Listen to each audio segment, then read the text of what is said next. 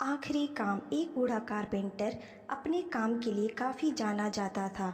उसकी बनाई लकड़ी के घर दूर दूर तक प्रसिद्ध थे। पर अब बूढ़ा हो जाने के कारण उसने सोचा कि बाकी की ज़िंदगी आराम से गुजारी जाए। और वह अगले दिन सुबह सुबह अपने मालिक के पास पहुंचा और बोला, ठेकेदार साहब, मैंने बरसों आपकी सेवा की है, पर अब मैं बाकी का समय आराम से पूजा पाठ में बिताना चाहता हूँ। कृपया मुझे काम छोड़ने की अनुमति दें। ठेकेदार कारपेंटर को बहुत मानता था, इसलिए उसे ये सुनकर थोड़ा दुख हुआ, पर वो कारपेंटर को निराश नहीं करना चाहता था। उसने कहा, आप यहाँ के सबसे अनुभवी व्यक्ति हैं, आपकी कमी यहाँ कोई नहीं पूरी कर पाएगा, लेकिन मैं आपसे निवेदन करता हूँ कि जाने से पहले एक आखिरी काम करते जाइए। जी, क्या काम करना है? कारपेंटर ने पूछा।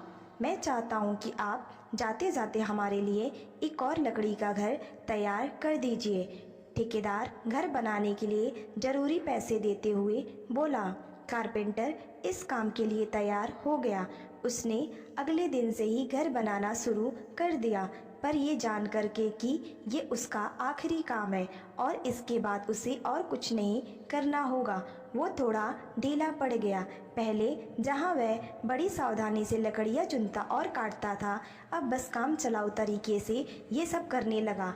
कुछ एक हफ्तों में घर तैयार हो गया और वो ठेकेदार के पास पहुंचा। ठेकेदार साहब, मैंने घर तैयार कर लिया है, अब तो मैं काम छोड़कर जा सकता हूँ। ठेकेदार बोला, हाँ, आप बिल्कुल जा सकते हो, लेकिन अब आपको अपने पुराने छोटे से घर में जाने की ज़रूरत नहीं है, क्योंकि इस बार जो घर आपने बनाया है वो आपकी बरसों की मेहनत का इनाम है।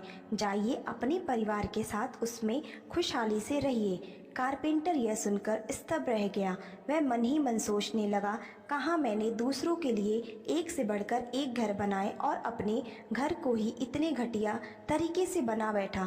काश मैंने ये घर भी बाकी घरों की तरह ही बनाया होता। दोस्तों, मोरल ऑफ द स्टोरी, इस कहानी से हमें ये शिक्षा मिलती है कि कब आपका कौन सा काम किस तरह आपको प्रभावित कर सकता है, ये बताना मुश्किल है। ये भी समझने की ज़रूरत है कि हमारा काम हमारी पहचान बना भी सकता है और बिगाड़ भी सकता है। इसलिए हमारी कोशिश होनी चाहिए कि हम हर एक काम अपनी क्षमताओं का सबसे अच्छा के साथ करें, फिर चाहे वो हमारा आखिरी काम ही क्यों न हो।